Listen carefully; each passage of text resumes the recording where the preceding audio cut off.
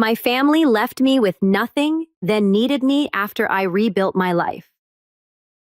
They turned their backs when I had nothing to offer.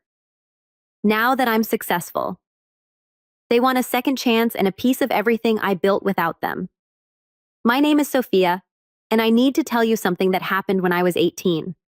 Something that changed everything about who I thought I was and what family meant. I remember that Tuesday in October like it was yesterday. I just finished my shift at the local coffee shop where I worked part-time after school. My backpack was heavy with textbooks, and I was already mentally preparing for the chemistry test I had the next day. The autumn air was crisp, and I could smell wood smoke from someone's fireplace as I walked up our street. Our house looked different somehow as I approached. I couldn't put my finger on it at first, but something felt off. The curtains were drawn tight, which was unusual because Mom always liked natural light. The porch light wasn't on either, even though it was getting dark. I fumbled with my keys at the front door, juggling my backpack and the leftover pastries I'd brought home from work. When I finally got inside, the silence hit me like a physical blow. Not the comfortable quiet of an empty house, but something heavier, something final. Mom, Dad, Alex. I called out, dropping my bag by the door. No answer. The echo of my own voice seemed to mock me. That's when I noticed the furniture was gone.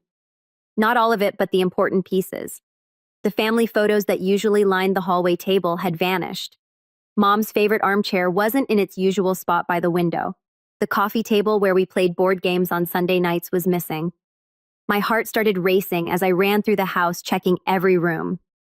My parents' bedroom was completely empty. My brother Alex's room looked like it had been cleaned out in a hurry. His posters were torn down, leaving tape marks on the walls, and his closet doors hung open, revealing nothing but empty hangers. But my room was untouched, everything exactly as I'd left it that morning. My bed was still unmade, my homework scattered across my desk, my clothes in a pile on the chair where I'd thrown them the night before. In the kitchen, I found it. A single piece of paper on the counter, folded in half with my name written on the outside in my mother's careful handwriting. My hands shook as I unfolded it. Karen, you're old enough now to take care of yourself. We've moved somewhere smaller and can't take you with us. You'll figure it out. You always do. The rent is paid through the end of the month. After that, you're on your own. Don't try to find us. That was it. 17 years of what I thought was love reduced to 4 sentences. No explanation, no goodbye, no forwarding address. Just, you'll figure it out. Like I was a math problem they'd grown tired of solving. I read that note probably 50 times that first night, sitting on the kitchen floor hoping I'd misunderstood something, hoping it was some kind of cruel joke. But their absence spoke louder than any words could. The house felt enormous and suffocating at the same time. Every creak of the floorboards made me jump, expecting to hear familiar voices that would never come home again. I called my parents' cell phones until the numbers were disconnected. I tried Alex's phone, but it went straight to voicemail. A generic recording, not his voice. They had erased me from their lives as methodically as they had packed their belongings. As I sat there in that empty house, something inside me shifted. The scared 17-year-old girl who had walked through that door expecting dinner and help with homework was gone. In her place was someone harder, someone who understood that the world was far crueler than she'd ever imagined. I had exactly 3 weeks before I'd be homeless. 3 weeks to figure out how to survive in a world that had just taught me the most brutal lesson of all, that even the people who are supposed to love you unconditionally can abandon you without looking back. That night, I didn't cry. I couldn't. The shock was too deep, the betrayal too complete. Instead, I sat in that kitchen until sunrise, staring at that note and planning my next move. Because if there's one thing I learned in that moment, it's that when everyone abandons you, the only person you can count on is yourself. The first week was the hardest.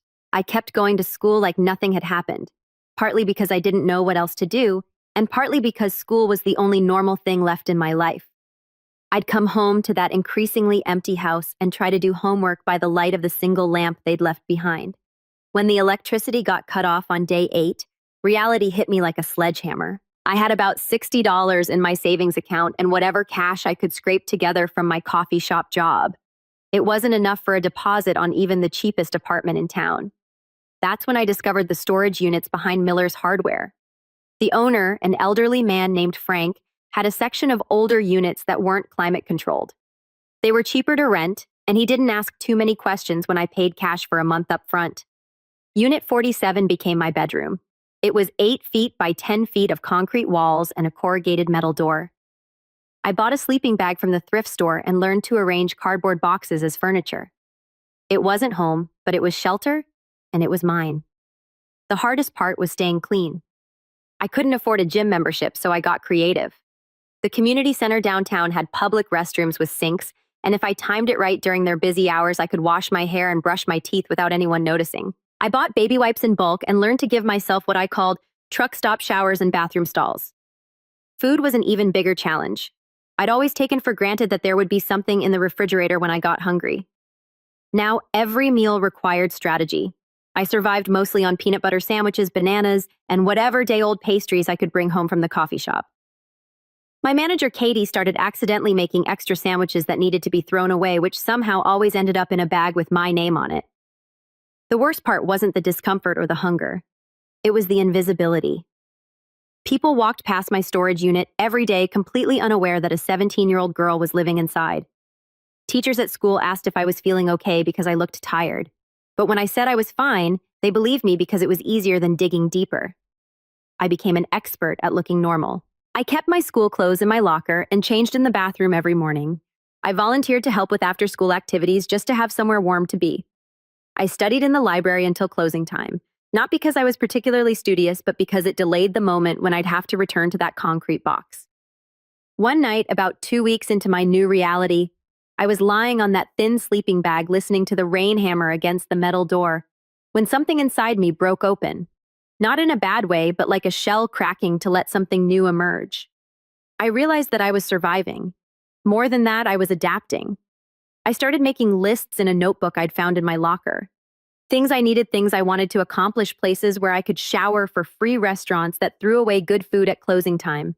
I mapped out every public bathroom in a 5-meter radius, rating them by cleanliness and privacy. Most importantly, I started paying attention to how other people managed to thrive when they had so little. I watched the homeless man who always seemed to have clean clothes and 3 meals a day, and learned he volunteered at the church kitchen in exchange for food and laundry privileges. I observed the single mothers at the community center who juggled schoolwork and kids and noted how they shared resources and information. After 3 weeks in that storage unit, I felt like I'd earned a master's degree in survival.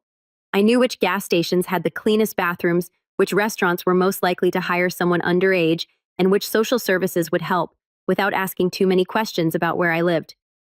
The funny thing was, I started to feel proud of myself. Not proud of the situation, but proud of how I was handling it. Every morning that I woke up in that metal box, got dressed, and walked into school looking like any other teenager was a small victory. Every night I managed to find enough food to keep going was proof that I was stronger than anyone had given me credit for. I was learning something my parents had never taught me. That dignity doesn't come from where you sleep or what you eat. It comes from refusing to let circumstances destroy your sense of self. And despite everything they'd taken from me, they couldn't take that. After living in that storage unit for a month, I knew I needed something more stable. The night shifts at Riverside Diner became available when their regular cook quit without notice, and I convinced the owner, Maria Santos, to give me a chance despite being 17. "You sure you can handle this, kid?" Maria asked, looking me up and down skeptically. "Night shift means 10 p.m. to 6 a.m. 4 nights a week. It's not glamorous work." I almost laughed. Glamorous was the last thing I was worried about. "I can handle it," I told her, and I meant every word. The work was exactly what I needed. While other teenagers were sleeping in warm beds, I was flipping burgers, washing dishes, and cleaning tables for truckers, night shift workers, and the occasional drunk college student. The pay was minimum wage, but Maria let me eat 1 meal per shift, which solved my biggest problem. More importantly, the diner was warm, well-lit, and had clean bathrooms. I could do homework during slow periods, and Maria didn't mind if I used the employee shower in the back after my shift ended. She never asked why I needed to shower at work, and I never offered to explain. The other night shift workers became my unlikely family. There was Roberto, a guy in his 30s who worked construction during the day and sent money to his family in Mexico. Carmen, a nursing student who needed the flexible schedule, and Big Jim, a former trucker who told stories that could make you laugh until your sides hurt. They all had their reasons for working nights, and none of them asked too many questions about mine. When I mentioned I was between apartments, Carmen offered to let me crash on her couch, but I politely declined. I'd learned that accepting help always came with strings attached, even from well-meaning people. What I did accept was their knowledge. Roberto taught me how to negotiate with landlords and utility companies. Carmen showed me which community college courses I could take for almost nothing. Big Jim explained how to build credit from scratch and why having documentation of everything was crucial. Life's going to try to knock you down, Karen. Big Jim told me one quiet Tuesday night as we cleaned the grill. The difference between people who make it and people who don't isn't where they start. It's whether they get back up smarter than when they fell. I was getting smarter. Every shift taught me something new about business, about people, about how money flowed through the world. I watched Maria manage inventory, handle difficult customers, and balance the books. I paid attention to which menu items had the highest profit margins and which suppliers gave her the best deals. During my breaks, I'd study not just for school, but for life. I read books about personal finance from the library, researched different career paths, and started making plans that extended beyond just surviving each day.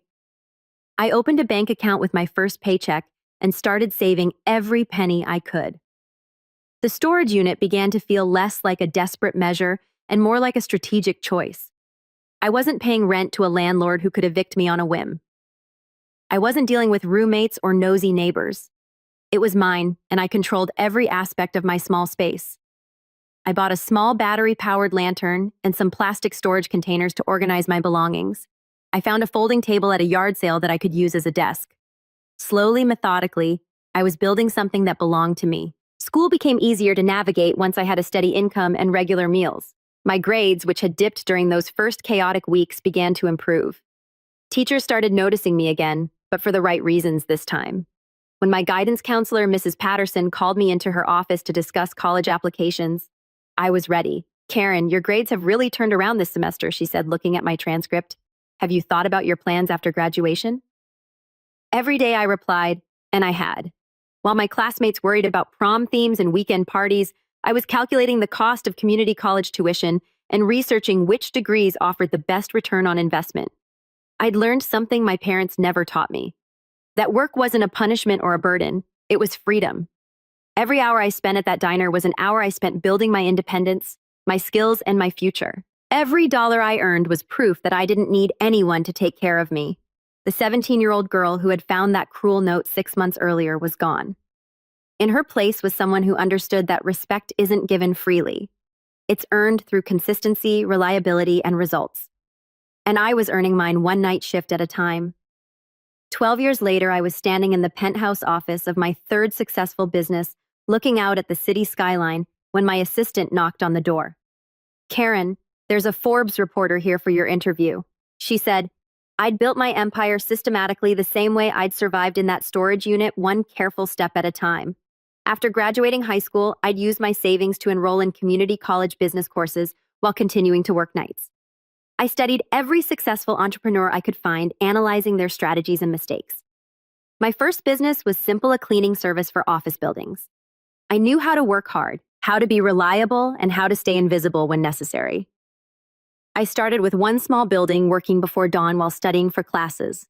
Within 6 months, I had 3 employees and 5 contracts. I sold that business 2 years later for enough profit to start my second venture, a logistics company that helps small restaurants streamline their supply chains.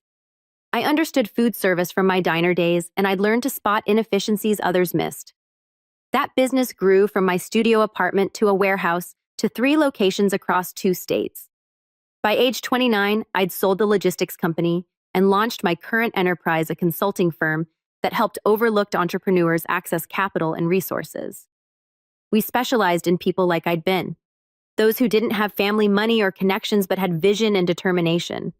The Forbes article called me the self-made millionaire who started with nothing. They wanted to know my secret, my inspiration, my family support system. I gave them the sanitized version, challenging childhood, learned independence early, turned obstacles into opportunities. I never mentioned the storage unit or the note that changed everything. Some stories are too raw for public consumption, but success, I discovered, tastes different when you've earned it completely alone. Every milestone felt simultaneously like a victory and a reminder of what was missing.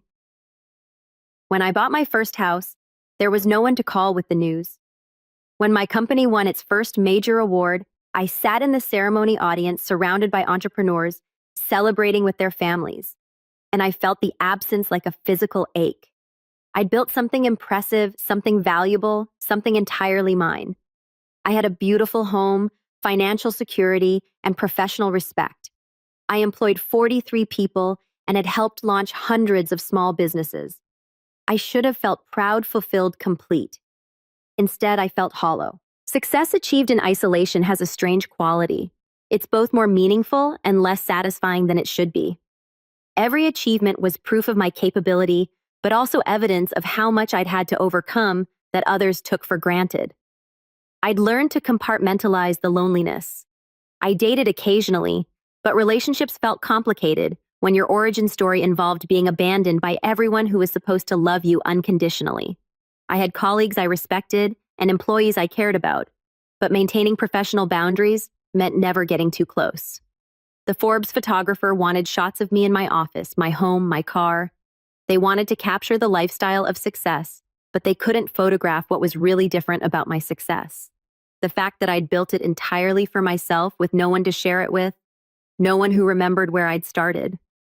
Late that night after the interview was finished, I sat in my home office looking at the financial statements that proved my worth on paper.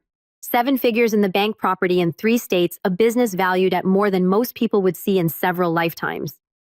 I thought about that 17-year-old girl in the storage unit making lists by battery-powered lantern light. She would be amazed by how far we'd come. She would be proud of what we'd accomplished. But I also wondered what she would think about how quiet this success was, how solitary. In all her planning and dreaming, she'd focused on building security and independence. She'd never considered what it would feel like to achieve everything you'd hoped for, with no one around to witness it or celebrate it with you. The bitter irony wasn't lost on me.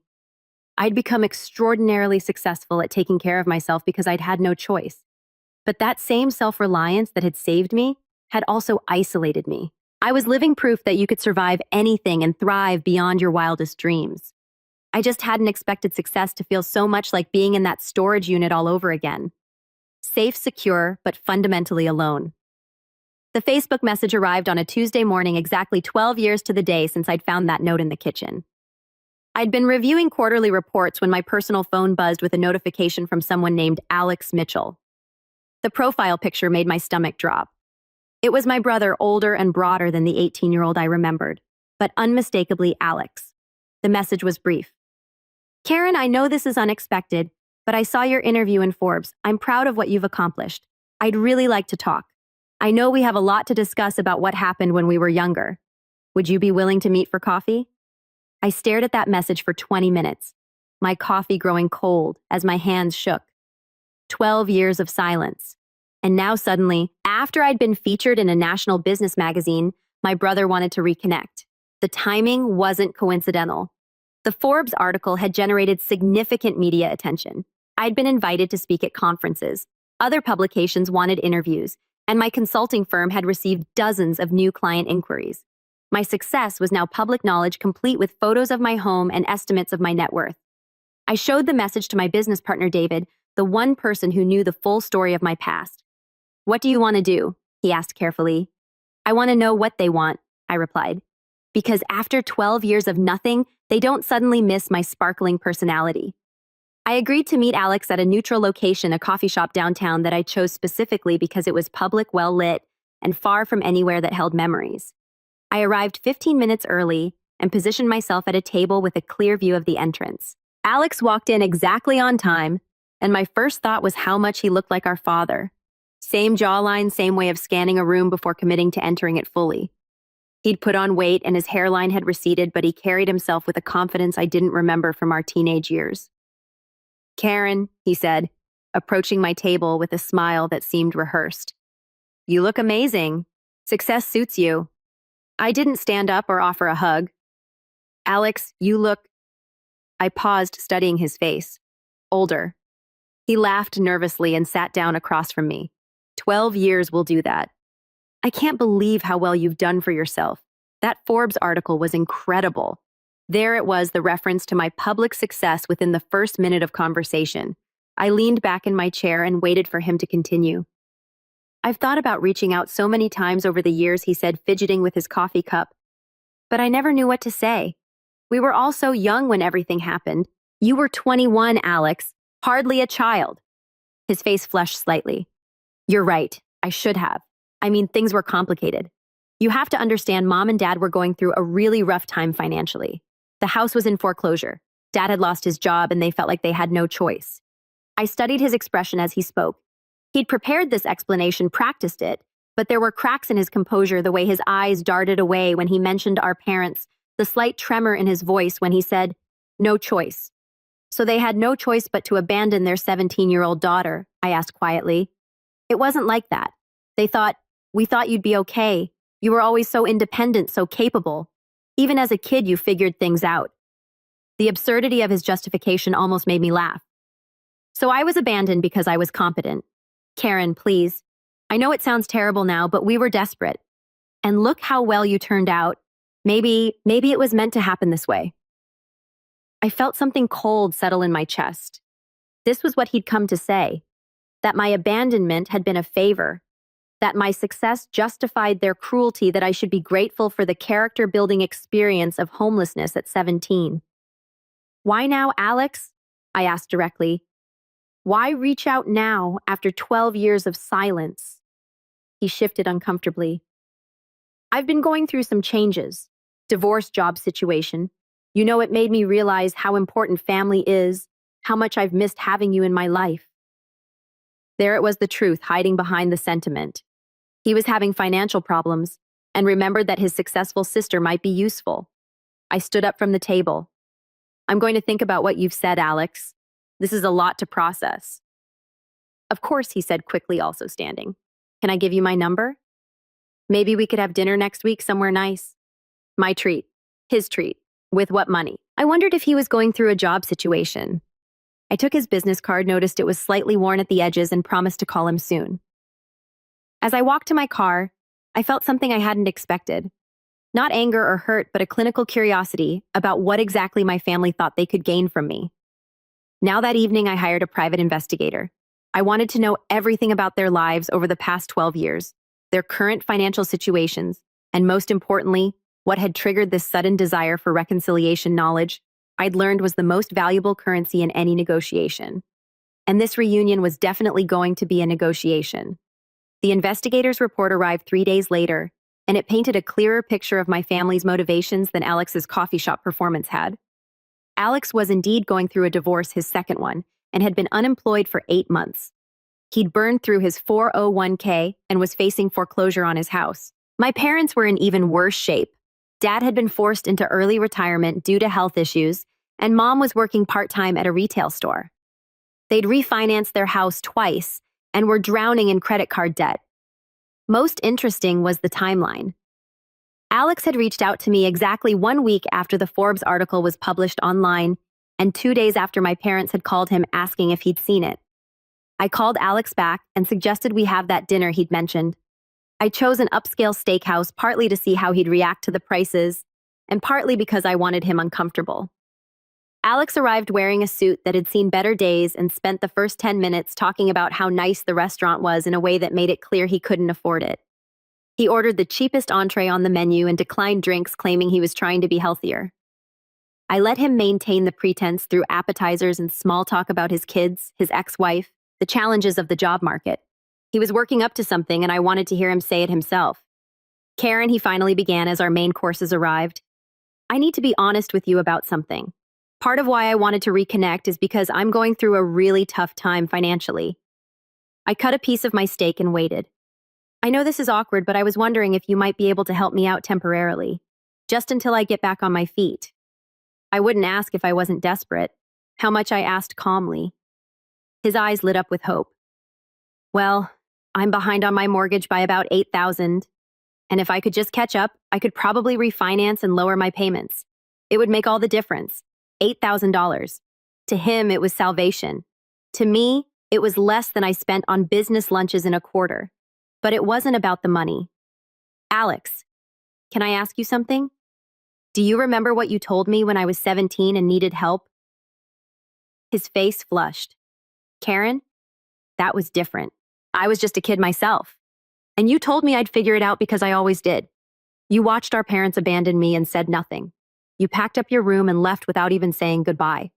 I was 21 and broke. I didn't have a choice. You had choices.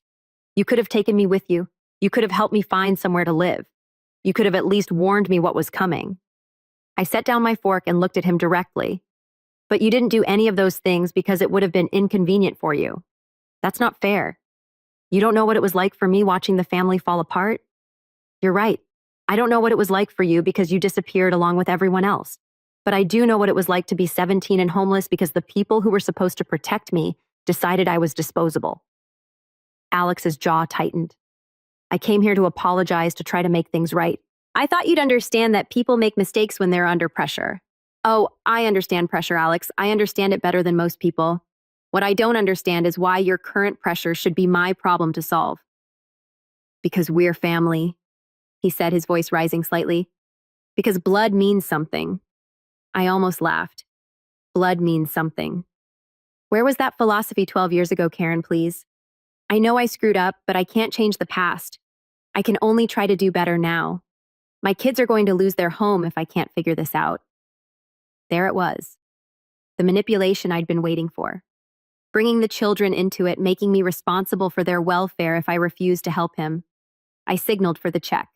Alex, your children losing their home would be tragic, but it wouldn't be because I refused to bail you out. It would be because their father made poor financial decisions and is now trying to manipulate his abandoned sister into solving problems he created.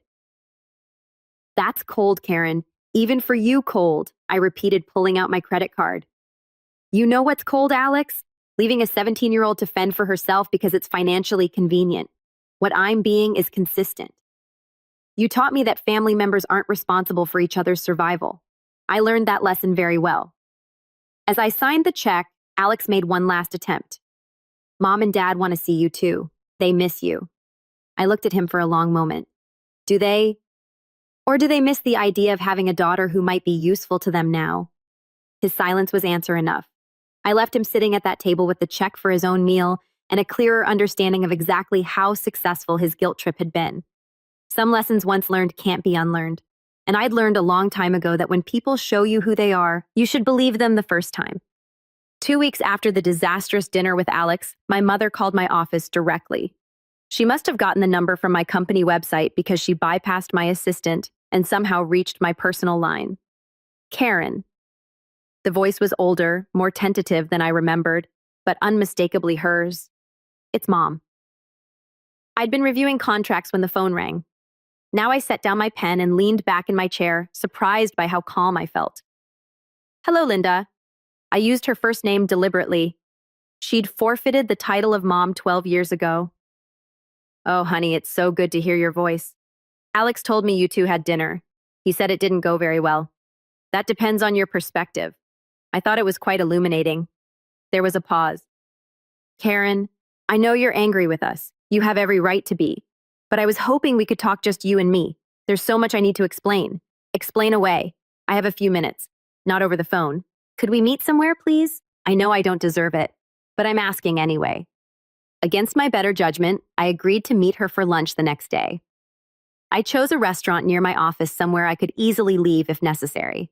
She was already seated when I arrived, looking smaller and grayer than I'd expected. The woman who had once seemed so formidable now appeared fragile, almost nervous.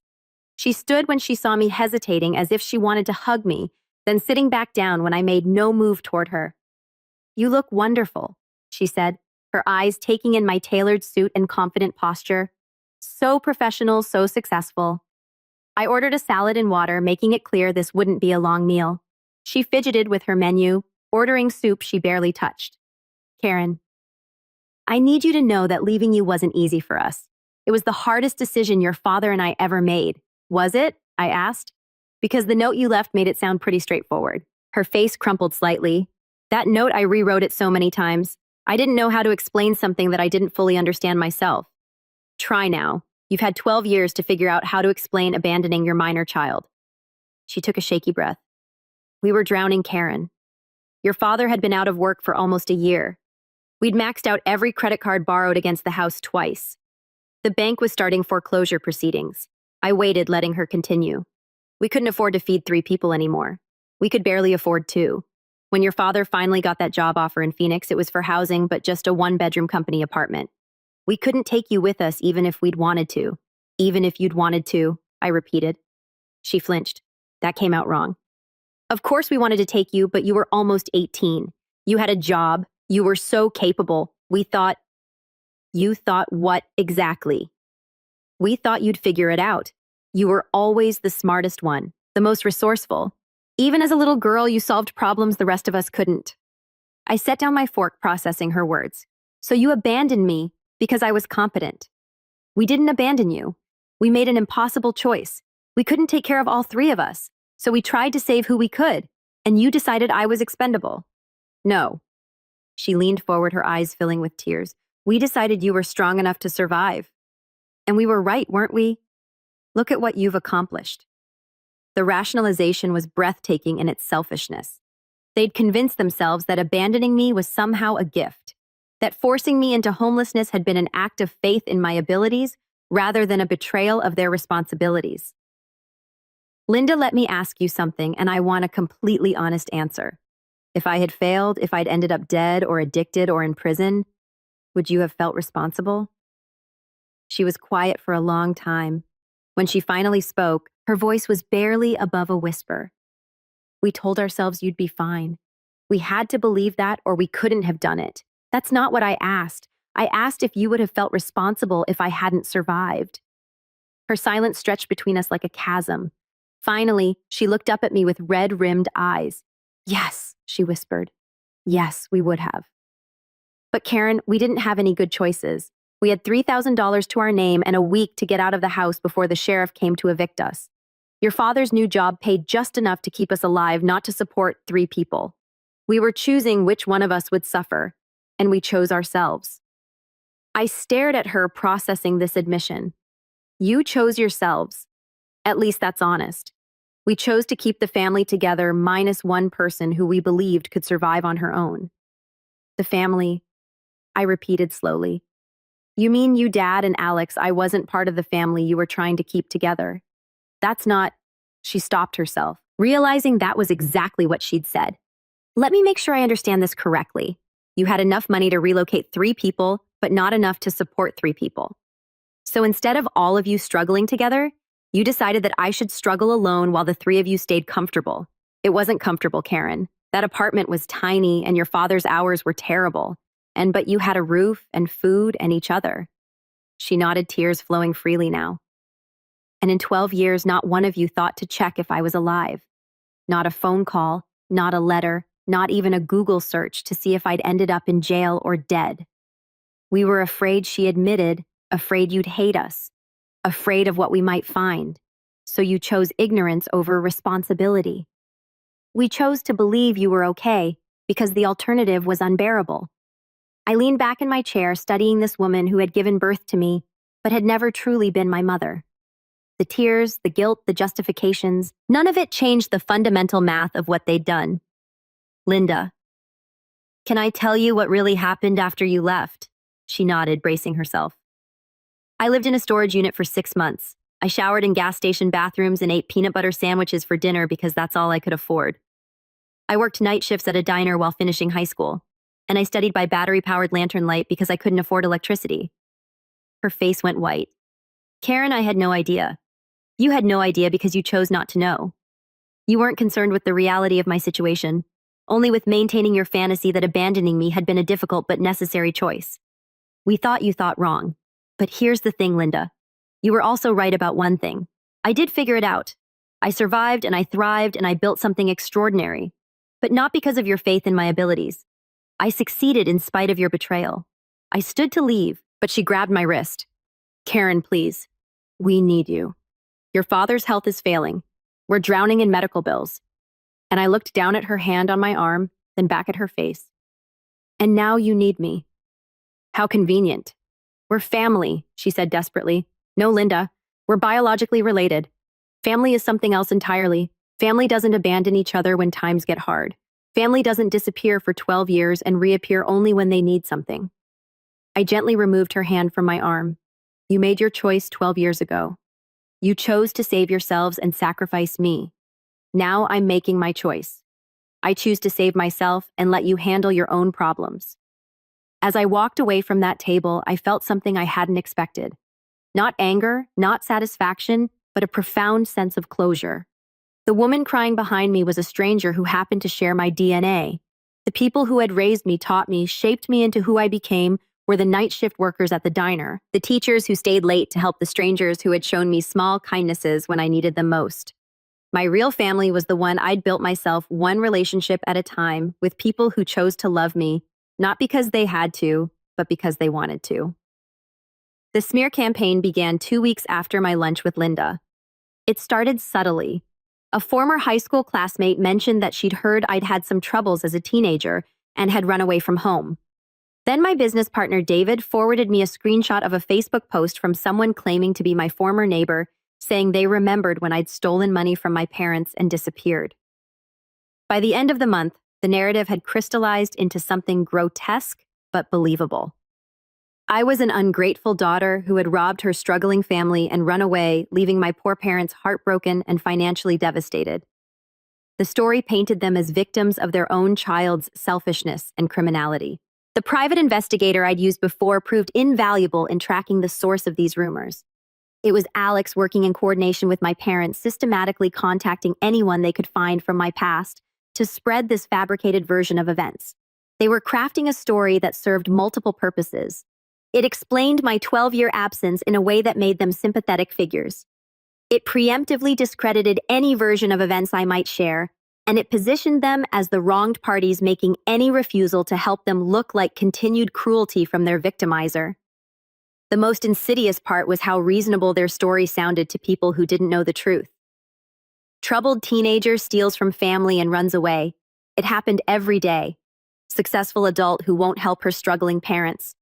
That looked like selfishness, especially when the parents were elderly and facing medical bills. I was in my office when my assistant brought me a particularly nasty email from a potential client who had heard some disturbing things about my character and was withdrawing their business.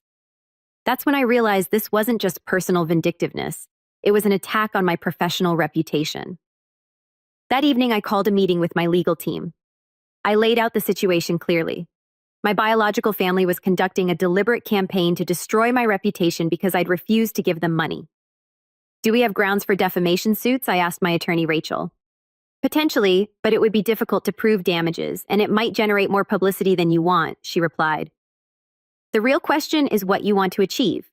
Do you want them to stop, or do you want to clear your name publicly? Both. Then we need evidence, documentation, proof of what really happened 12 years ago. That's when I realized I'd kept everything. The note my parents left, photos of the storage unit I'd lived in, pay-ups from the diner school records showing my address changes. I'd saved it all, not out of sentimentality, but because I'd learned early that documentation was protection. More importantly, I had witnesses. Maria from the diner was still alive and remembered me clearly. My high school guidance counselor, Mrs. Patterson, had kept detailed notes about students in crisis. The community center where I'd showered had security footage archives that might still exist. But the most damaging evidence came from an unexpected source.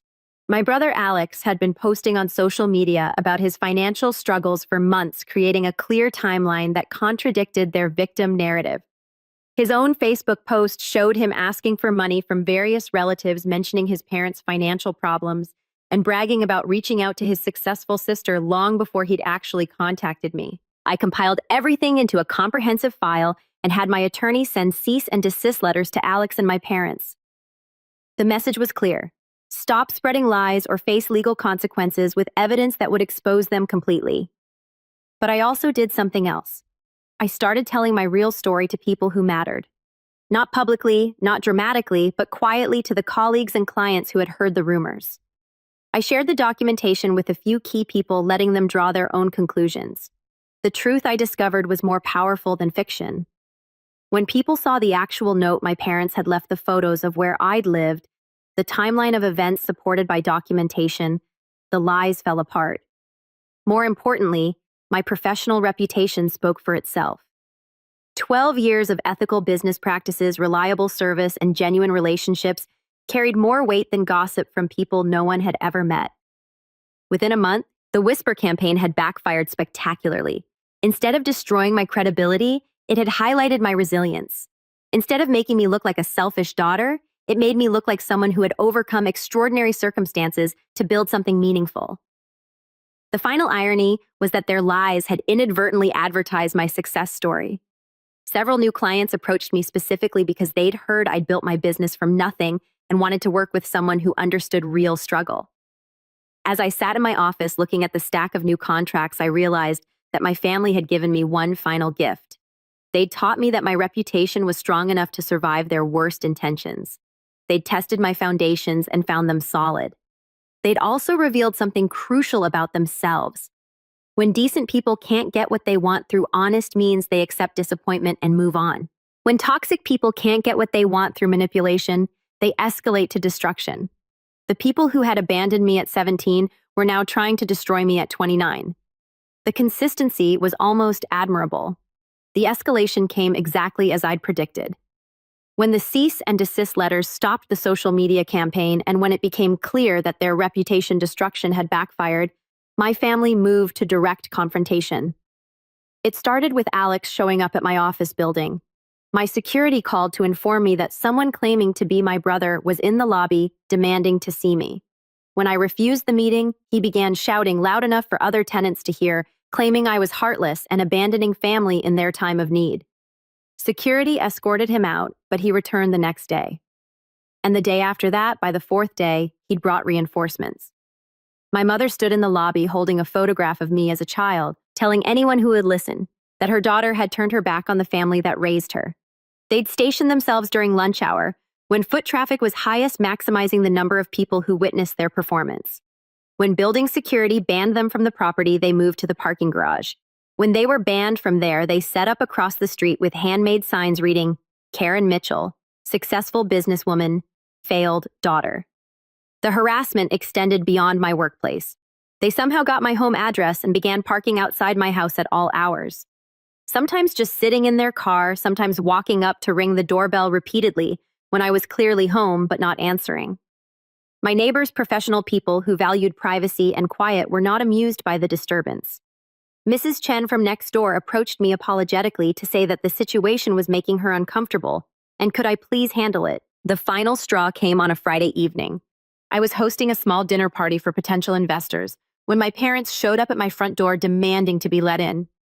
They rang the doorbell continuously for 10 minutes, then began pounding on the door and shouting, "Karen, we know you're in there. We can see the cars. How can you entertain strangers while your own parents are suffering?" My guests, sophisticated business people who were considering investing significant money in my firm, sat in my dining room listening to this spectacle. One of them, a venture capitalist named James, quietly asked if I needed to call the police. I excused myself and opened the front door. Stepping outside to face my parents on the porch, they looked haggarded and desperate, but their eyes held something I recognized from my childhood. The particular rage that came when they weren't getting their way. "This ends now," I said quietly. "You're harassing me at work at home, and now you're disrupting my business meetings.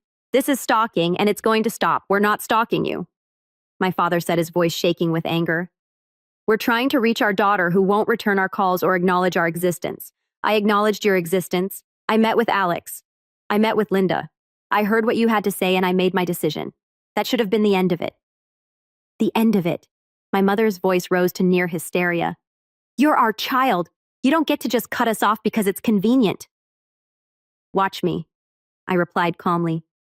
That's when my father stepped closer, his face flushed with rage. "You ungrateful little... We gave you life. We raised you. And this is how you repay us.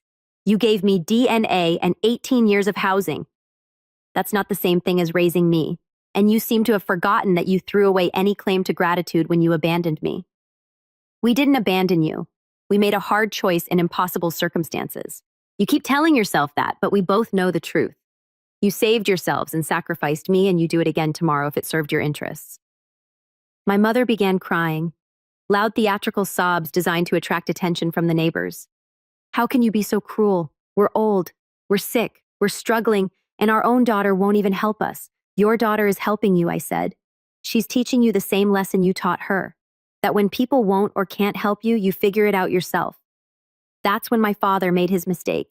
He grabbed my arm, his grip tight enough to bruise, and pulled me toward him. "You're going to help us, Karen. One way or another, you're going to do right by your family." Behind me, I heard chairs scraping as my dinner guest stood up. James appeared in the doorway, followed by the other investors. "Is everything all right out here?" James asked, his tone making it clear that everything was obviously not all right. My father immediately released my arm and stepped back, realizing he just physically threatened me in front of witnesses. Professional witnesses, wealthy, influential witnesses who could destroy what little remained of their credibility. "Everything's fine," I said, not taking my eyes off my father. My biological relatives were just leaving. The word biological hung in the air like a slap. Not family, not parents. Biological relatives. "Karen, please," my mother whispered. "We're desperate." "I know," I replied. "Desperate people do desperate things, which is why I'll be filing for a restraining order on Monday morning. If you come within 500 feet of me, my home or my business again, you'll be arrested." As they walked back to their car, I heard my father mutter something about lawyers being expensive and teaching me a lesson I won't forget. I turned to my dinner guests, who were standing in my doorway looking shocked and uncomfortable.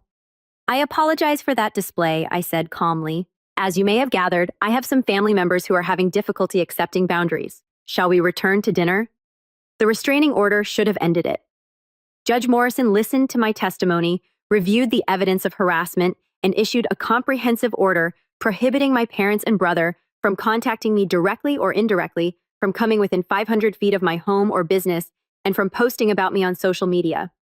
"Mr. and Mrs. Mitchell," the judge said sternly, "your daughter is under no legal or moral obligation to provide you with financial support. This court will not tolerate further harassment. Any violation of this order will result in immediate arrest and jail time."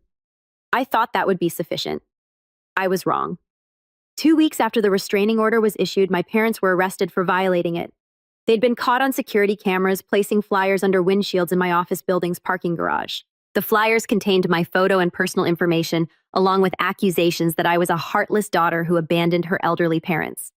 They spent one night in jail before making bail, and I assumed the reality of legal consequences would finally penetrate their desperation. Again, I was wrong. The violations escalated. They created fake social media accounts to circumvent the prohibition on posting about me. They had Alex's ex-wife call my office pretending to be a potential client, then launch into a tirade about my family abandonment when my assistant connected the call. They hired a billboard company to put up a sign on the highway leading to my office complex reading, "Karen Mitchell, when success costs your soul." Each violation resulted in fines, court appearances, and eventually brief jail sentences. But they seemed to view legal consequences as merely the cost of doing business in their campaign to force me into compliance. The breaking point came when they involved my employees.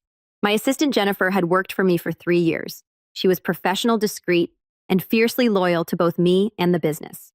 When she didn't show up for work on a Tuesday morning, I called her cell phone repeatedly with no answer. Finally, she texted me. "Karen, I'm so sorry, but I can't come in today. There are people outside my apartment who say they're your parents and they've been there since 6 a.m. They're scaring my children." I immediately called the police and my attorney, then drove to Jennifer's apartment complex myself. I found my parents sitting in lawn chairs they'd brought from home, positioned directly outside Jennifer's first-floor unit, where her 2 young children could see them through the window. They'd somehow obtained Jennifer's home address, probably through public records tied to her employment verification, and decided that harassing my employees was an acceptable escalation. When I pulled up, they didn't even have the grace to look ashamed. "Maybe now you'll talk to us," my father said, standing up from his lawn chair. "You're harassing my employee at her home in front of her children. We're trying to get your attention." My mother replied, "Since you won't respond to reasonable attempts at communication, reasonable." I laughed, but there was no humor in it. "You think terrorizing innocent people who work for me is reasonable?" "We think doing whatever it takes to reach our daughter is reasonable," my father said. That's when I realized something fundamental about these people. They genuinely believe that their need justified any behavior, no matter how harmful to others. In their minds, I was the villain for not giving them money, and anyone connected to me was fair game in their war to change my mind.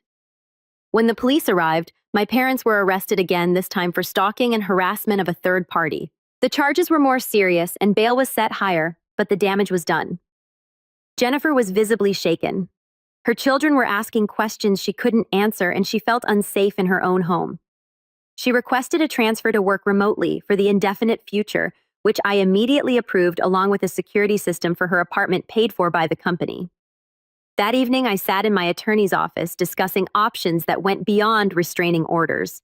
Rachel, they're not responding to legal consequences. They're treating jail time and fines as acceptable costs.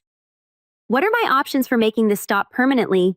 Civil harassment suits, extended restraining orders, possibly criminal charges if we can prove a pattern of stalking, she replied. But Karen, I have to ask, what do you think they'll do if they realize they can't win? What do you mean? Desperate people with nothing left to lose sometimes make dangerous choices. They've already shown they're willing to involve innocent parties like your employee. If they conclude that legal pressure won't work, they might escalate to something more serious. I thought about my father's grip on my arm that night at my house, the rage in his eyes when I refused to comply. I thought about the calculated way they'd researched Jennifer's address and terrorized her children to get to me. You think they might become physically dangerous? I think people who believe they're justified in any behavior to get what they want are inherently unpredictable. And people facing financial ruin with no other options sometimes make desperate choices. That night, I upgraded my home security system, informed my office building's management about the ongoing situation, and arranged for a security consultant to review my daily routines. I was learning that setting boundaries with truly toxic people doesn't make them respect those boundaries. It makes them more creative about violating them. And when creativity fails, some people turn to force. My parents had taught me many lessons over the years, but this was perhaps the most important, that some people would rather destroy what they can't control than accept that it's not theirs to control. The final confrontation happened at my office, but this time I orchestrated it. After months of escalating harassment, arrests, and violations, I realized that my parents would never stop on their own. They'd convinced themselves that persistence would eventually wear me down, that their desperation gave them the right to terrorize me and anyone connected to me. So I decided to end it myself. I had my attorney arranged a meeting under controlled conditions, my office conference room, my security, my recording equipment, and my rules. I told them through their court-appointed lawyer that I would meet with them one final time to discuss their requests, but only under these specific circumstances. They agreed immediately, probably thinking they'd finally broken me down. When they arrived, they looked worse than I'd ever seen them. Months of legal battles, fines, and brief jail stays had taken their toll. My father's face was gaunt, and my mother's hands shook slightly as she sat down across from me. Alex looked defeated, older than his years. "Thank you for agreeing to see us," my mother began, her voice carrying a mixture of hope and desperation. "Don't thank me yet," I replied. "You might not like what I have to say." For the next hour, they laid out their case, their medical bills, their mortgage payments, their credit card debt, their shrinking Social Security checks. They painted a picture of elderly people facing destitution through no fault of their own. When they finished, I looked at each of them carefully. "I want you to understand something," I said finally. "I feel nothing for you. Not anger, not hatred, not love, not pity, nothing. You are three people who share some of my DNA, and that's the extent of our relationship." "Karen, we're your family," Alex protested. "No, you're not. You stopped being my family the day you abandoned me. Everything that's happened since then has just confirmed what I learned that day. You are people who will sacrifice others to save yourselves." "We made mistakes," my father said, "but we're trying to make amends." "You're not trying to make amends. You're trying to extract money from someone you perceive as wealthy. If I were still living in poverty, would you be here asking for forgiveness? Would you care about our relationship if I couldn't write you a check?" The silence answered my question. I know about Alex's second divorce, about his gambling debts. I know about your reverse mortgage and your credit card company's threatening lawsuits. I know exactly how much money you need and why you need it. They looked stunned that I'd researched their situation so thoroughly. "Here's what's going to happen," I continued. "You're going to leave this office and you're never going to contact me again. You're not going to call, email, text, write letters, or send messages through third parties. You're not going to show up at my home or office. You're not going to harass my employees or post about me online. And if we don't, my father asked some of his old defiance returning, then I'll destroy you." The words hung in the air like a threat, which is exactly what they were. You think this has been difficult for you so far? You think some fines and overnight jail stays were hard? I have resources you can't imagine. I have attorneys, investigators, connections, and most importantly, I have patience. I can make your lives infinitely more complicated than they already are. I leaned forward slightly. But more than that, I simply don't care what happens to you. You taught me not to care when I was 17. That lesson took root and it's never going away. Whether you live comfortably or die in poverty is completely irrelevant to me. You can't mean that, my mother whispered. I absolutely mean it. You want to know the difference between us. You need me. I don't need you. You can't hurt me anymore because I don't care about you anymore. But I can hurt you, and I will if you continue to disrupt my life. I stood up, indicating the meeting was over. This is the last time we'll ever speak. When you leave here today, I want you to forget you ever had a daughter, because I've already forgotten I ever had parents. As they filed out of my office looking broken and defeated, I felt something I hadn't expected. Not satisfaction, not victory, but a profound sense of completion. The scared 17-year-old girl who had found that note was finally completely gone. In her place was someone who understood that indifference is the ultimate power over people who have hurt you. When you stop caring what they think, what they need, or what they do, they lose all ability to manipulate or control you. I had become untouchable to them not because I was angry or vengeful, but because they had made themselves irrelevant to my life. And that indifference, more than any punishment or revenge, was the thing they couldn't fight or overcome. 5 years have passed since that final meeting, and I can tell you with complete certainty that my biological relatives kept their word. I never heard from them again. I know this not because they found peace or acceptance, but because about 2 years later, my private investigator informed me that my father had suffered a stroke and was in a nursing home. My mother was working at a grocery store to pay for his care, and Alex had filed for bankruptcy and moved back in with them. I felt nothing when I received this information, not satisfaction, not sadness, not guilt, nothing. But let me tell you what happened to the people who actually mattered. Maria from the diner retired and moved to Florida, but we still exchange Christmas cards every year. She was the first person I called when my business was featured in Forbes, and she cried with pride when I told her how well things had turned out. When she needed surgery last year that her insurance wouldn't fully cover, I quietly paid the difference. That's what family does. Big Jim passed away 3 years ago, but not before seeing me speak at a conference for small business owners. He sat in the front row and introduced himself to everyone around him as Karen's old friend from the diner.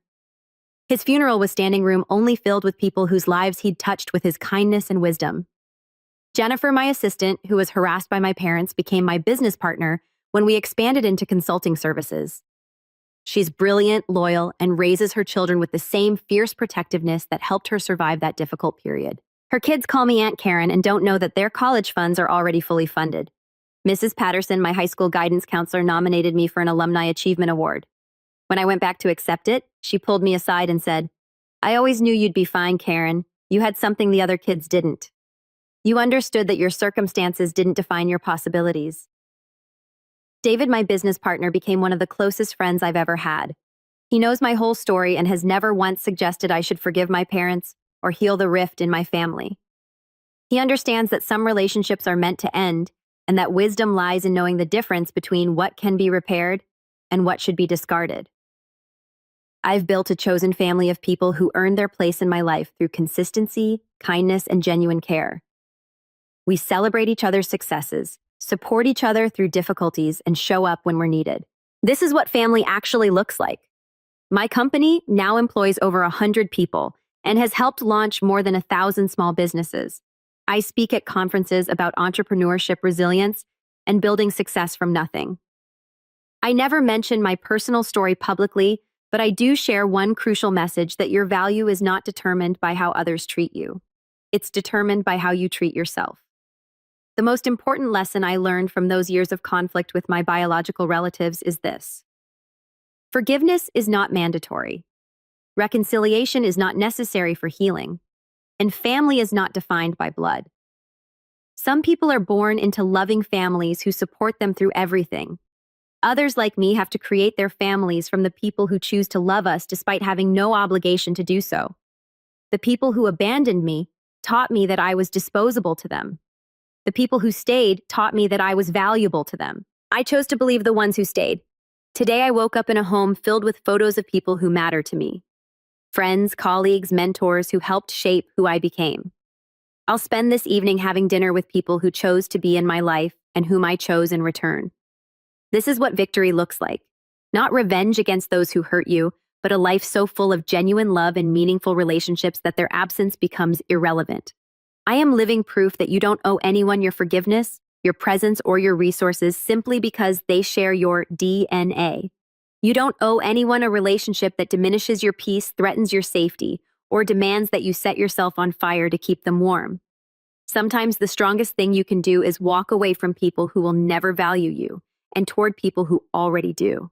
Sometimes the greatest family you'll ever have is the one you build yourself. One person at a time, one choice at a time, one boundary at a time. And sometimes the best thing toxic people can do for you is exactly what mine did for me. They can teach you that you're strong enough to survive without them, capable enough to thrive despite them, and wise enough to know the difference between people who deserve a place in your life and people who don't. My story began with abandonment, but it ends with belonging. Real belonging. With people who earned their place and who I earned in return. That 17-year-old girl in the storage unit would be amazed not just by what I built, but by who I built it with, and she would be proud. And she